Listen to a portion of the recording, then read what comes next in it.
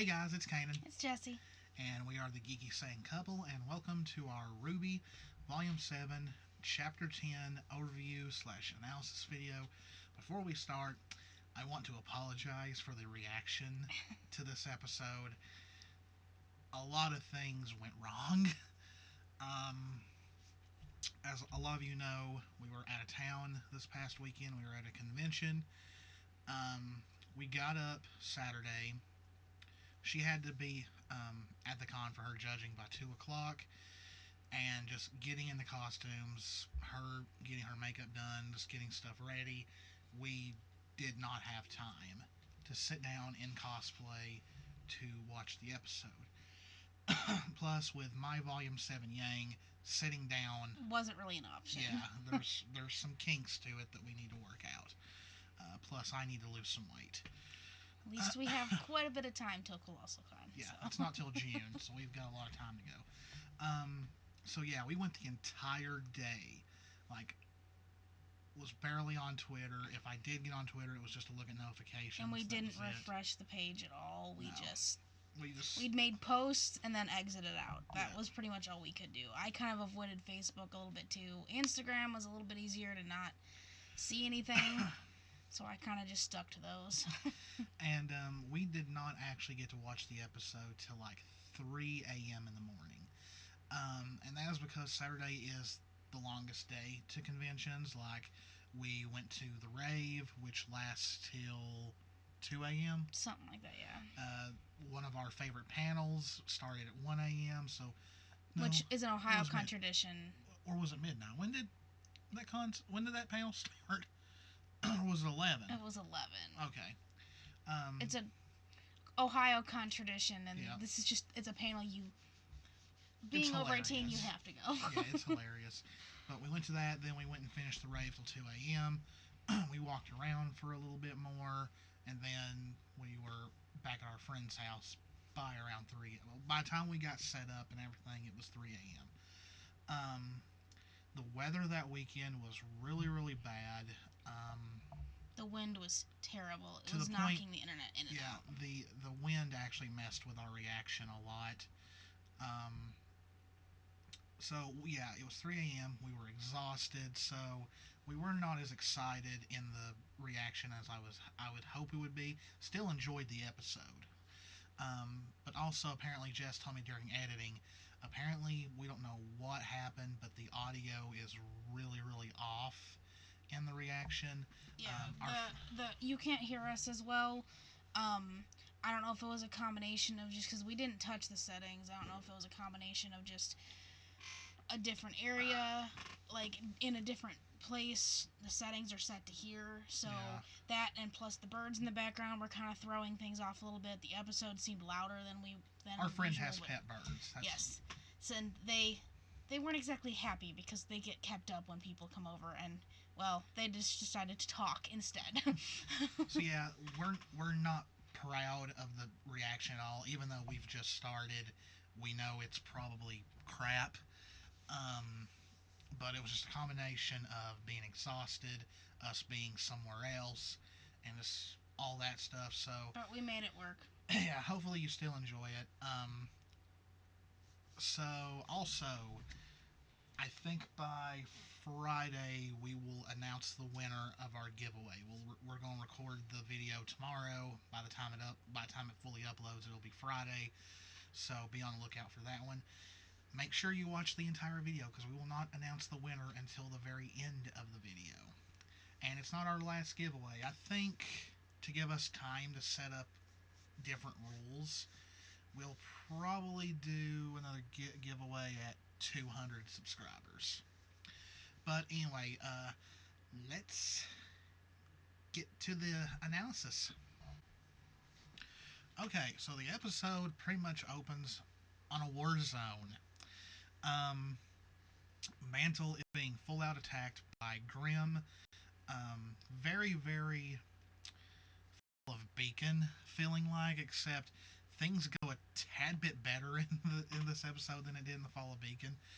But one thing I really enjoyed about this whole thing is it feels like the Grimm are, I mean, they're still typical like video game enemy fodder in a way, but the Grim kind of feel like a threat again in a way.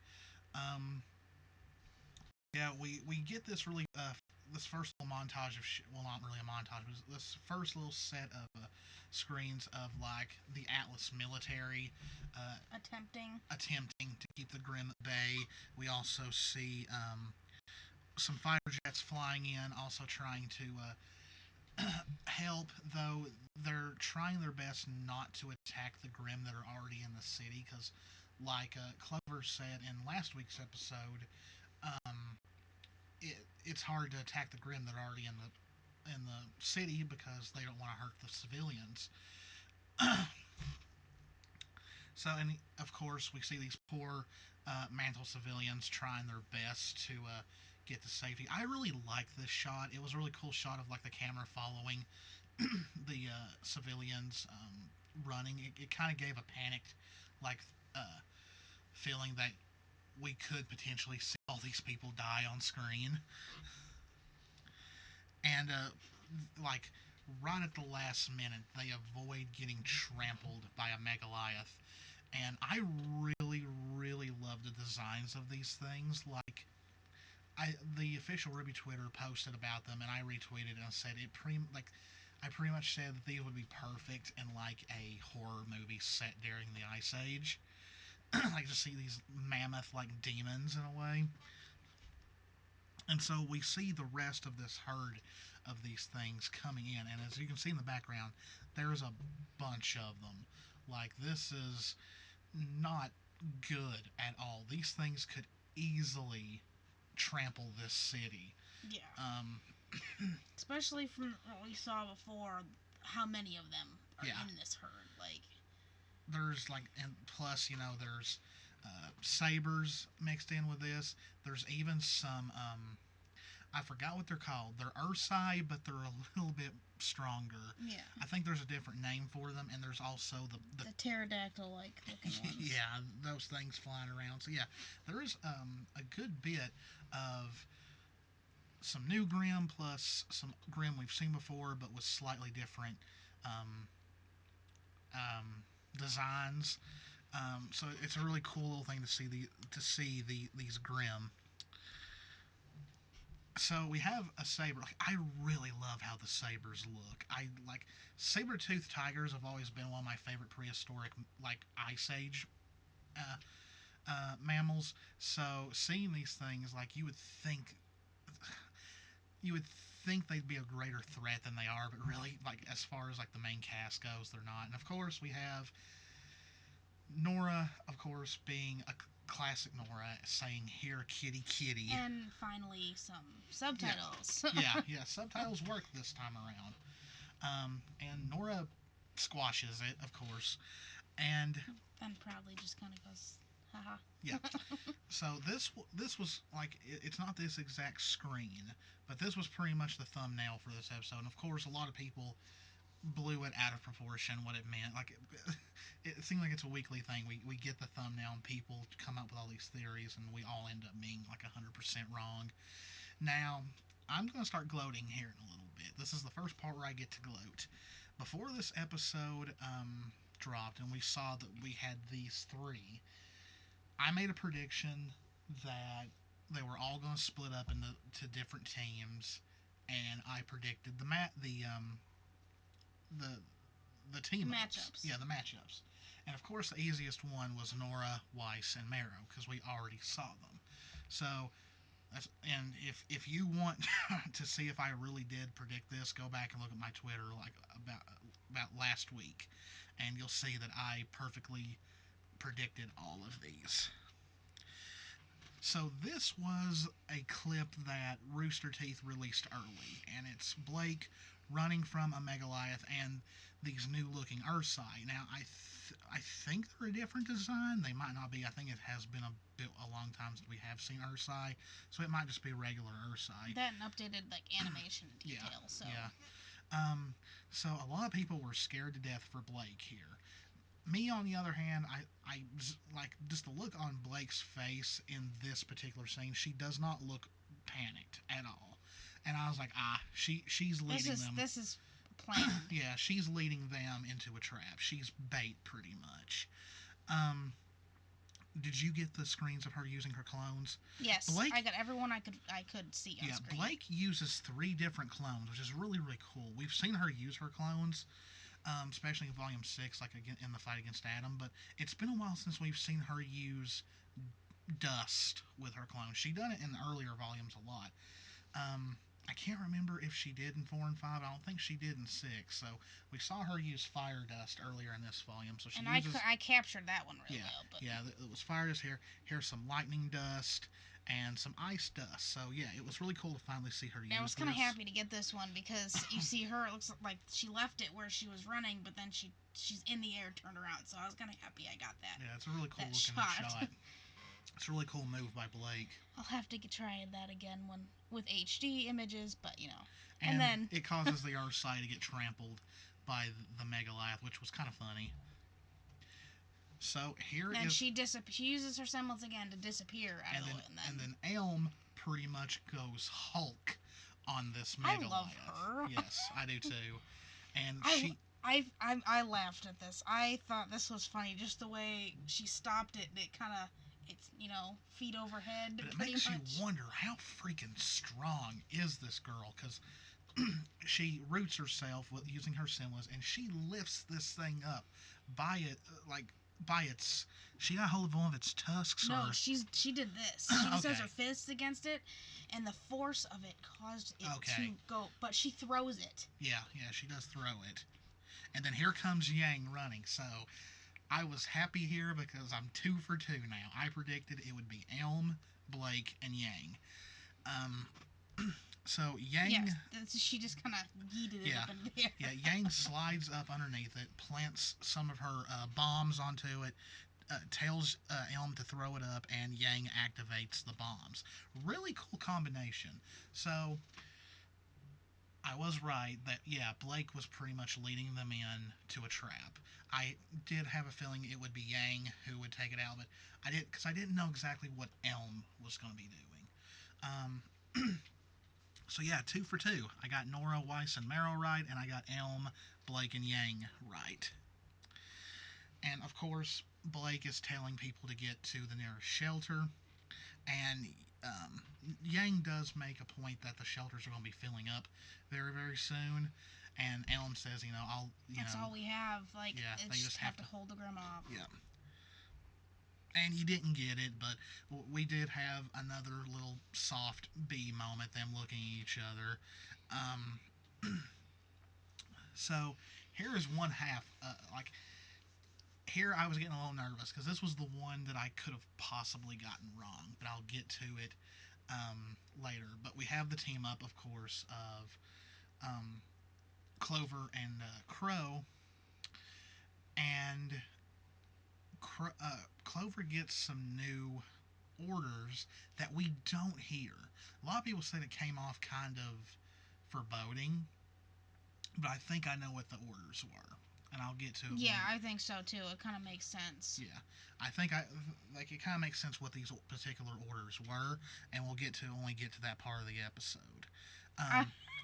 And Crow in that scene does mention, new orders, and Clover doesn't tell him. Clover just tells him to come on. So here, Marrow, Weiss, and Nora are fighting more. I think they were fighting more Grimm. Yeah. They were trying to keep them away from the civilians, and Weiss activates her knight again, and its sword comes down, and Marrow pulls his tail away because it almost got, I guess, clipped off, and she's just this giggling smile, like, oops, and then... I love Weiss this volume. Weiss really is the queen. She really is. And Marrow's just like... Really? You kids keep showing me up. This is getting old. This is why I love him, too. He's just... How he acts, it just... He's a good boy. Yes. He's everybody's good boy. So, here's Nora trying, guarding the citizens, and I believe this is when the citizens almost turn on them. Yeah. Yes, they're begging, take us to Atlas, we won't survive down here, why isn't Ironwood doing anything? And I was so tired in the reaction, I did not realize that this guy is a faunus and those are his horns. I thought it was his hair. And then Nora's just trying to reason with them, like, please, we're trying. We're just give us some more time, And they're not having it. They literally almost turn on them, and then boom, Robin pops up on the screen, and we all know the people of Mantle love Robin. So you're like, okay, good. They'll listen to Robin for sure. And then we see kaboom. She is using her semblance on Ironwood to show that he is telling the truth, and this is a really good, powerful scene. Um, and so right here, another pair up that I was going like, please let me be right, which we will get to here in a sec. Um, Ironwood tells everyone about Salem, um, which Ruby is very happy that he is telling everybody and but I also think she's happy that he has decided to cooperate with Robin because they've been telling him everyone needs to work together Yes. if things are going to work, like. And this is another reason why I think Ironwood isn't going to end. Like, everyone thinks that Ironwood is going to meet the same fate as Oz and Lionheart because we've had already 2 headmasters fall, and he's a headmaster. But I don't know. I think there's hope for Ironwood, so I don't think anything is going to happen to him. He may get hurt, but I don't think he's going to die. I could be 100% wrong. I don't either. I have that feeling too that I really don't think he's going to. I know there's everyone saying, well, an odd number. Here's the like the whatever chapters they all died in. Well, this is the next one. No, they're not going to kill off every single headmaster. I don't think so. It's like it would kind of start getting predictable at that point. Yeah. Like, okay, well, they're just going to kill them all off. Because I guess Ozpin technically did die, but let's face it, he's about as immortal as Salem is at this point. Lionheart died because he was a coward. Like, he was such a coward that he was even going to bail on Salem, and he paid for it. And usually cowards like that do meet their ends in stories like this. Where Ironwood, he was...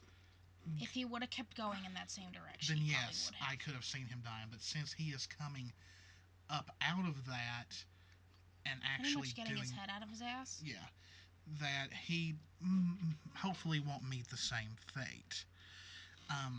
So we see some more fighting, and I think right here is when we get confirmation of the next team. The next team, which I predicted to be Vine, Ren, and John, and I was 3 for 3. So Ironwood is telling everybody about Salem, what she is plotting. Seeking to divide us, and that's exactly what,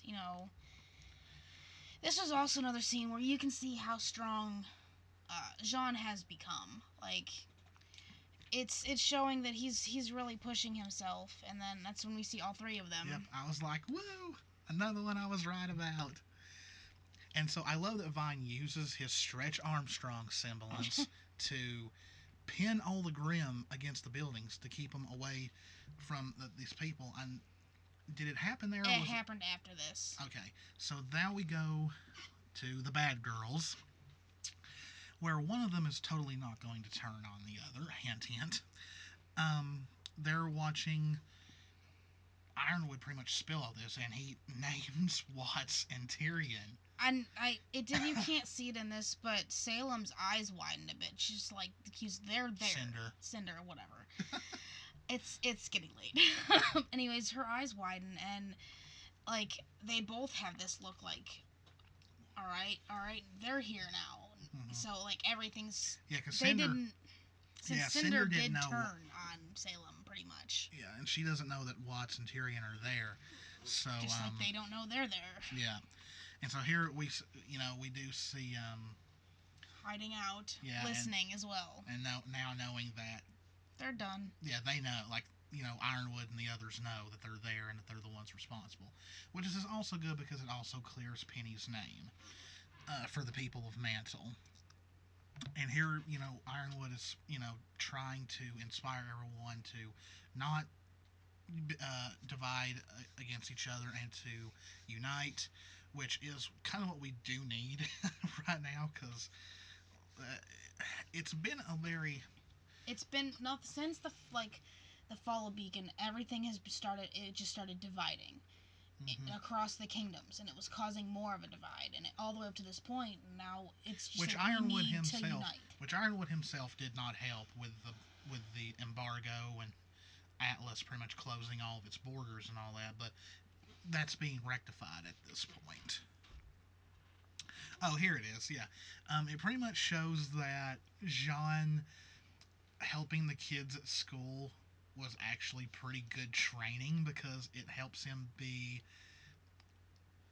a bit more, I don't want to say commanding, but able to, what's the word I'm looking for? Like, but he says, show them how it's done, kids, and the kids do their little thing, and the adults do that, and even Vine says, where did you learn to do that? Yeah.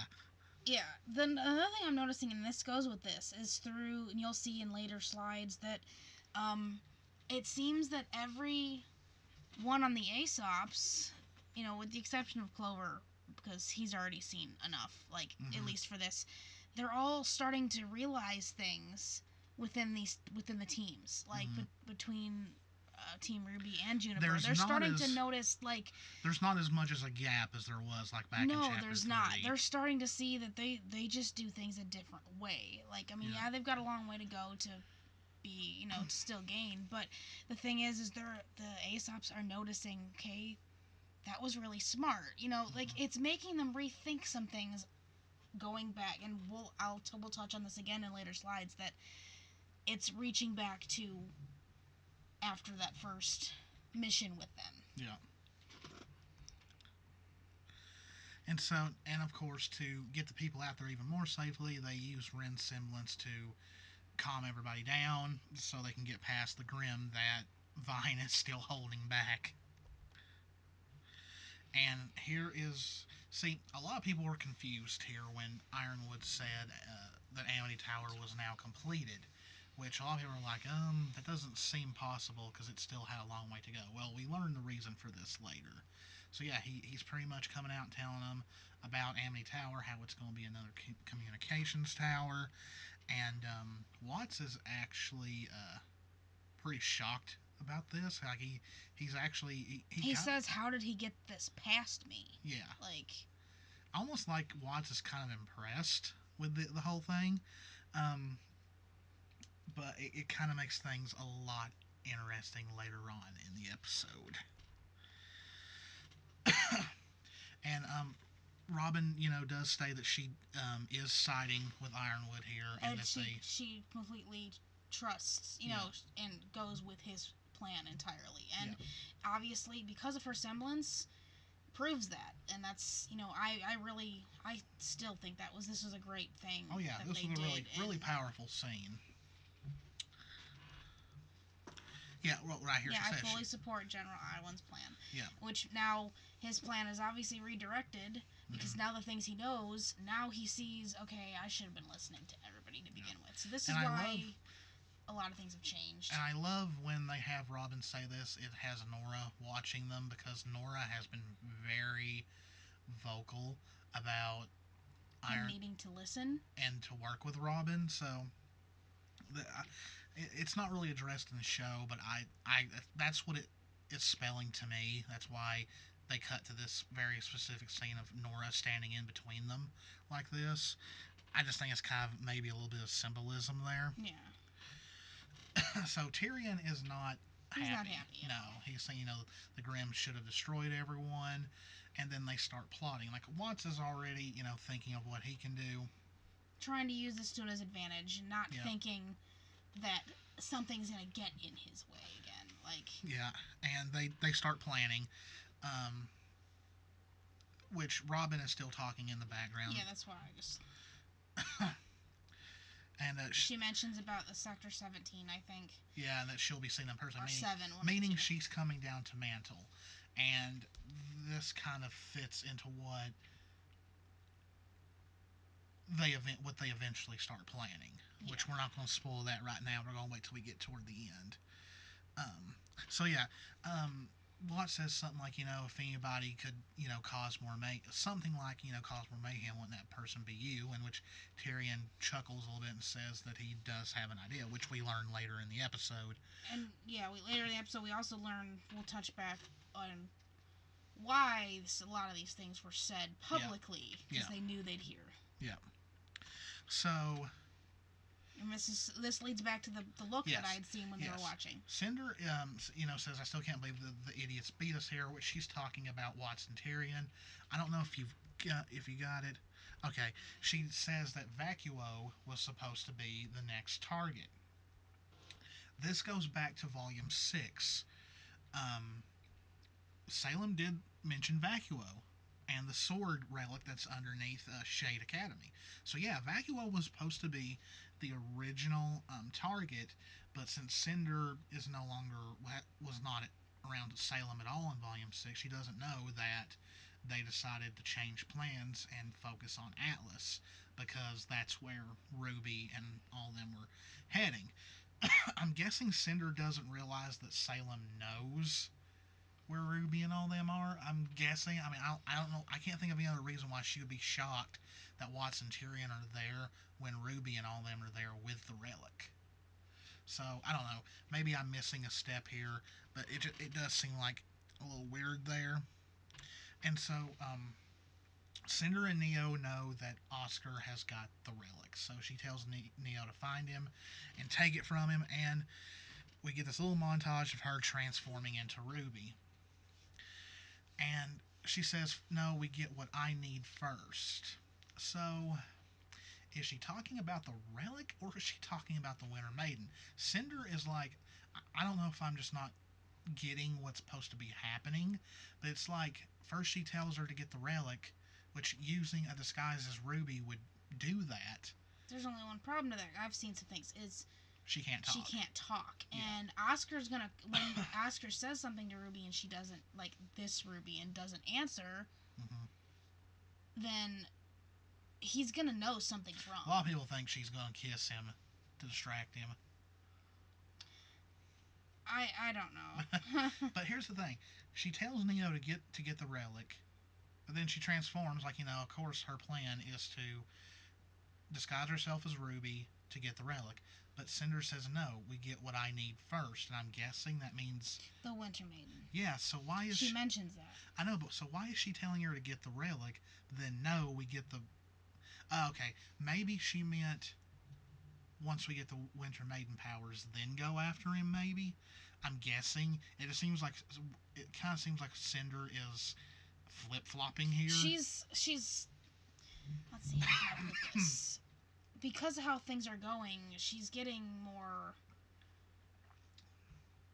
losing her head a little bit? Yes, and that's kind of what Ironwood was losing it. Like, you can see it. It's kind of the opposite. Ironwood's finally... He's caught on, and he's changing. She's just getting worse. Yeah.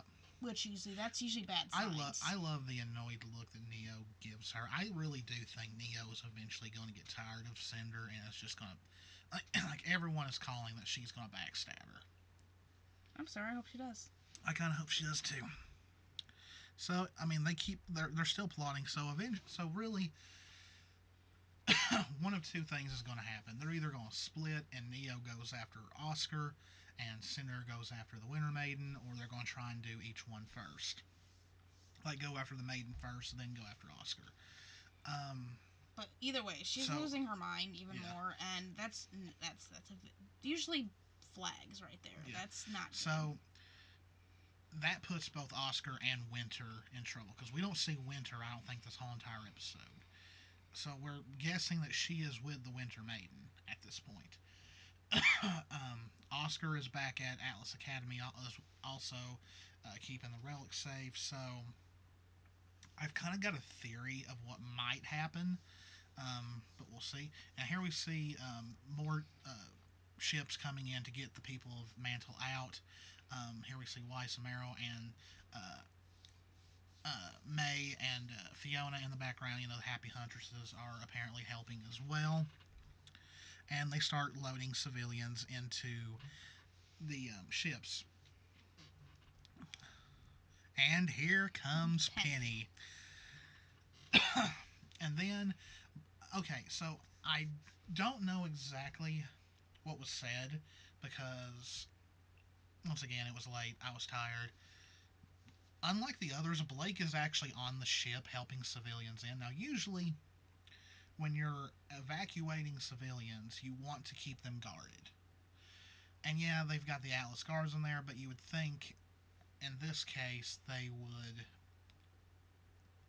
want, pretty much from what I understood it seemed like, was it ever, like, I know Yang says something like heading to the next LC, I think she said, or something like that. So Blake's just right there on the edge of the things, and Yang's at the bottom, so they're not fully in the ship. Okay, so I thought that meant that Blake and Yang were going to escort. No, they're going to the next landing zone. Okay, so my whole theory on Twitter was wrong, and I really thought this was setting up Yang versus Neo Part 2, because they were the only ones going back to Atlas. Yeah, no, as far as from what I understand, because even Nora said that they've cleared that as well over the radio, and then I think John does. Okay, so Blake hears roar, and it's of course more Megaliaths, and well, I don't know. Yeah, she's definitely on the ship, and Yang is standing there toward the bottom. So I don't know what happened to make me think that they were going to board the ship and take the civilians to Atlas with them. I mean, you would think it would make sense to just make sure. They wouldn't until they had all of them. Yeah. Well, see, this is another thing that made me think that they were going, because Elm kind of does this whole, you guys go on, I'll take care of this. I guess that's what made me think that Blake and Yang got on this airship and left. But like I said, we'll have to see, because I don't know. It is confusing. Well, she does turn around and gives that thumbs up later. So I think I just got confused because it was late. I was tired. But yeah, Elm's hammer transforms into a rocket launcher pretty much, which is pretty cool. And this thing is very handy against Grimm. It actually does take them out. And yeah, I had to make sure I got that. So yeah, she gives them the A-OK. Elm's a really cool, like, I love Elm. I like all the Aesops, really. So Harriet and Ruby are still helping civilians, and when this really big mega Goliath shows up, and that's also when Harriet points out, she goes, Ruby had mentioned, well, we need to get to the next landing zone, and Harriet just goes, it's over there. Yeah. And then here that comes. Yeah, this thing is like an alpha or something. This thing I think it is huge. And then we see this little green streak. Here comes Penny. And once again, I was right. I predicted it would be Harriet, Ruby, and Penny. And that's exactly what happens. See? Booyah! So I've got Weiss, Nora, Marrow, Elm, Blake, Yang, Vine, John and Ren, Harriet, Ruby, and Penny. There's only one more that needs to happen. This is a really OP team as well. Like, and the stuff that Penny does here in a few is amazing. Okay, so Penny and Harriet go off to attack, and Ruby tries to use her focus to use her silver eyes. And there's even this nice little instrumental of Indomitable playing. It was really, really great, and I hope that's on the soundtrack, because I would love an instrumental version, a full instrumental version. But it does not work, and I like that it didn't work, to tell you the truth, because it shows that she still needs training in it. She still needs to work, and it also shows, because obviously plans change, and it will show something else once you get to those slides of the point that I was going to make before. She flew up onto a building. Yeah, and starts firing. And then poor Penny, she had her swords in the Grimm, and she realized what was going to happen, and it threw her, so... Yeah. And then I was like, ouch. Yeah. I lost a hurt. Yep, and she just got straight up. And Ruby says she has an idea. And Penny does give this really cute look before asking, "What?" And Harriet is in trouble. Like, a lot of trouble. Like, yes. And her aura breaks. Now, so far, Harriet is the only one whose aura has been broken. So, a lot of people think the members of the Aesops are going to die eventually, and a lot of people think, and this was even before this episode aired, that Harriet was going to be one of the first ones. Because a lot of people thought that maybe she would sacrifice herself to save Ruby and have some cliche line like, that time looks like I was just a little bit faster, or something like that. Yeah, but another thing with this but with her aura breaking and her being the only one, that's kind of major death flags right now. A bit, yes. It also does. It fits with the character she's based off of, like. Yeah.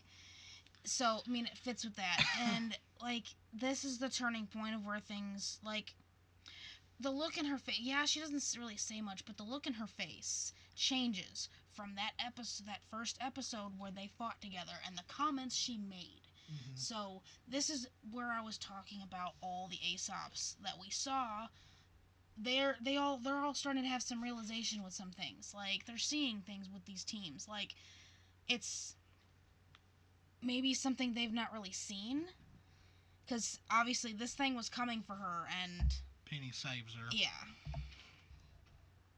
Penny starts doing some wild stuff here, and people were actually showing a comparison of her using this huge laser beam from Volume 2 to Volume 7, and my gosh, and this what one, a change. She's got the one, and then she takes her one hand down and pulls another one. Yes. So, and which at first I'm thinking, okay, why is she using a smaller one? Well, it really does make sense.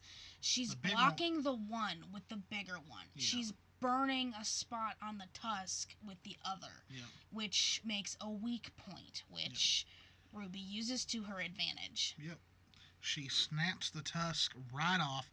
Penny takes it and buries it into... Throws it into the ground. Yeah, I got that next one. Yeah, buries it into the ground. And... Ruby gets its back leg. Yeah, and pretty much it impales itself. Yeah, with its own tusk, which was a really creative way to take out this huge It made me grim. think if there's only one other thing I've really seen anything like that happen, and yeah, it's going to go back to Disney, but The Incredibles. The only way to destroy that... But the thing is the only way to destroy that enemy was to have itself impacted. And clearly, them fighting it wasn't working, so its own tusk impacting it would... be a very smart idea. This is also just going back to what I was saying. Like, she looks at them, and and then all the people are so excited. Obviously, the protector of Mantle, and this was the look I was talking about. That's not the same look that you saw when she first saw that after that first fight with them. Mm-hmm. Things are changing, and she's realizing, they're working together as friends still, and they're still working at a high level. Like, they're thinking things through, yet they're still friends. And LZ, okay, yeah, someone on Twitter called it LC. I was like, what the heck's an LC?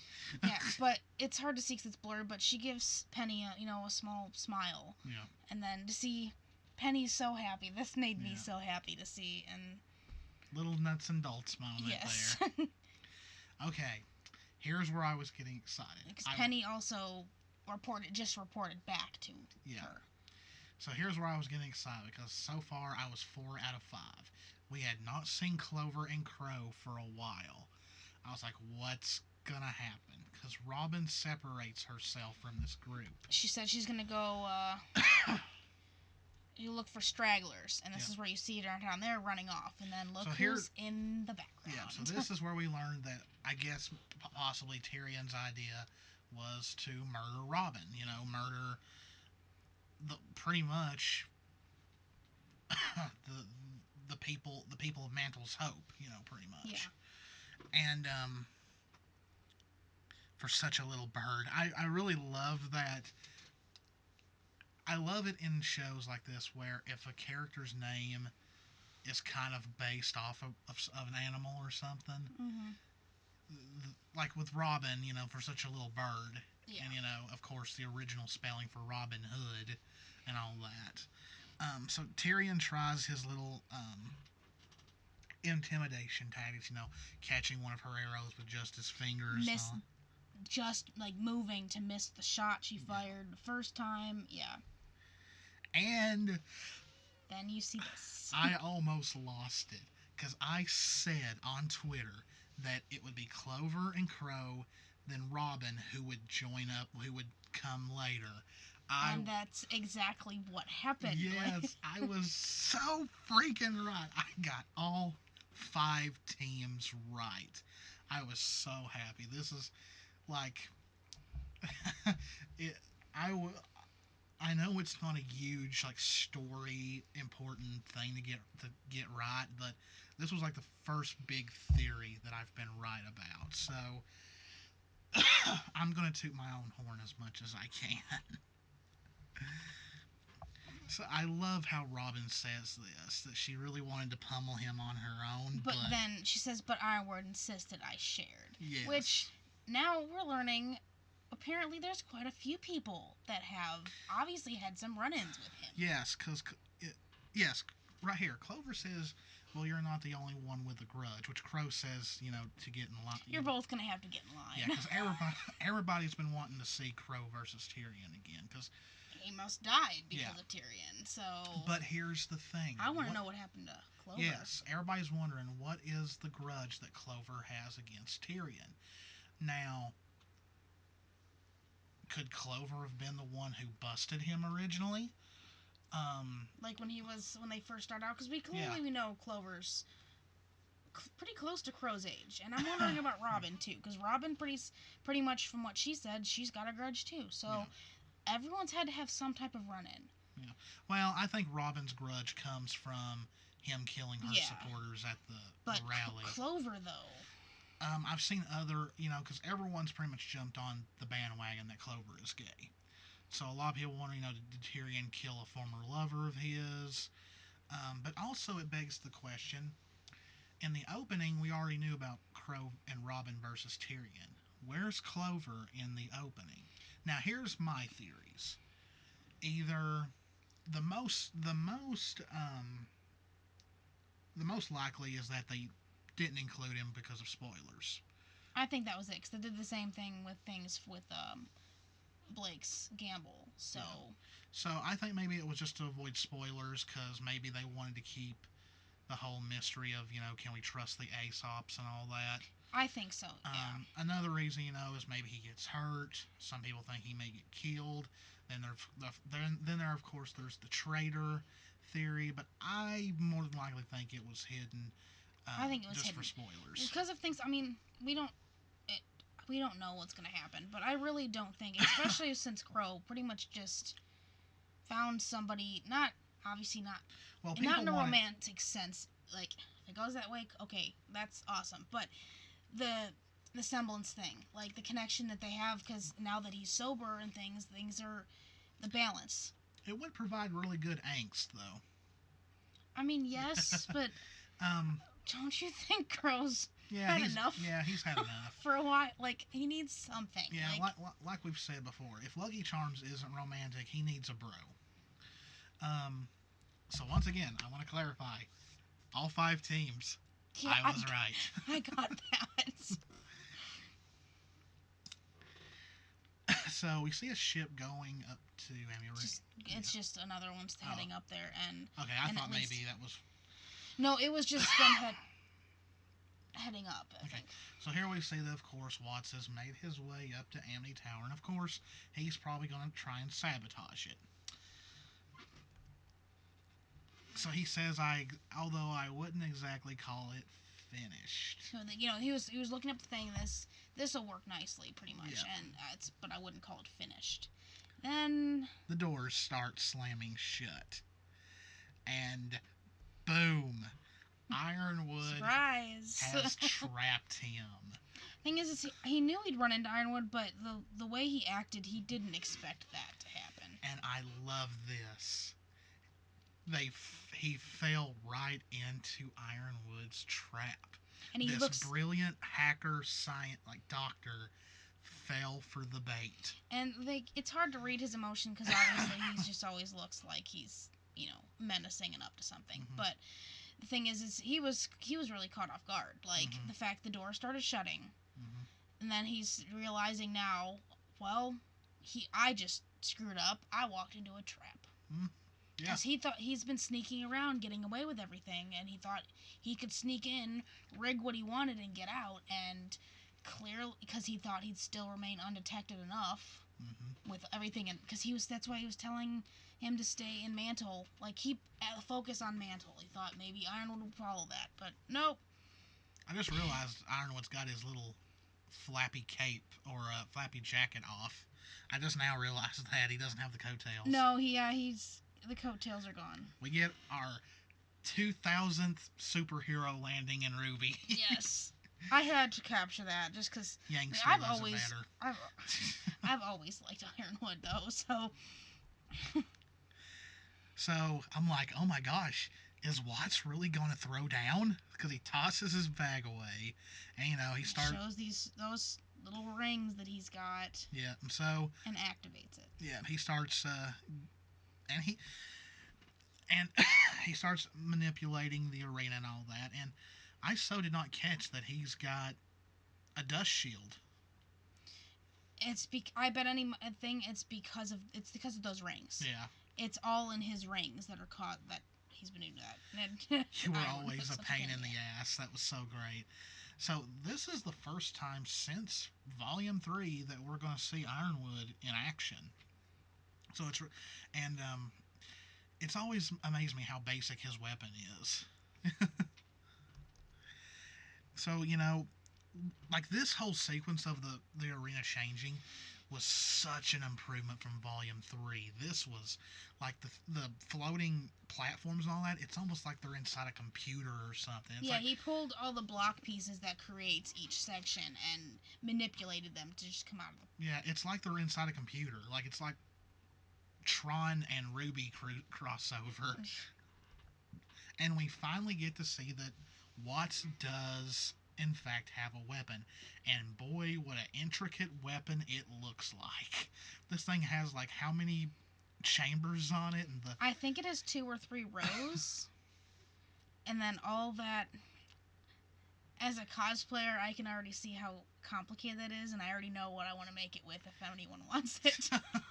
If any of you want to cosplay Watts, you've already got someone who would love to commission you the weapon. So he says he won't be going down without a fight. And that was the last one of the. I am actually shocked by that because I did not expect us to ever see Watts actually fight. And Rooster Teeth has already released a little preview clip of the fight between Watts and Ironwood, and yeah, let's just say Watts is completely on the defense. Well, the thing is also for Watts, I mean, he's more of a.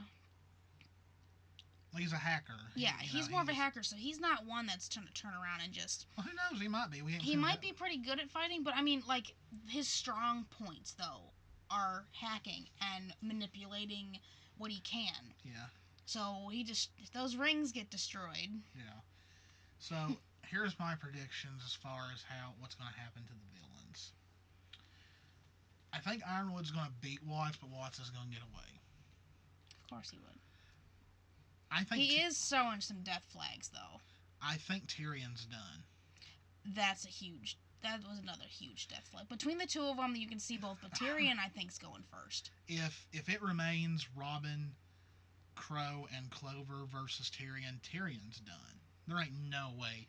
Tyrion's psychotic and strong, but he looked a bit shocked to see all 3 of them there. Yeah. So Cal and Hunter even have a theory going around that they did a video of it that Tyrion may commit suicide. Which I have no idea what's going to happen with Cinder and Neo. I still strongly, since I first saw it, I still think Neo's going to cross her. Maybe. I don't know if it's going to happen now, but I'm worried for Winter. Winter's tough, but she doesn't stand a chance against Cinder.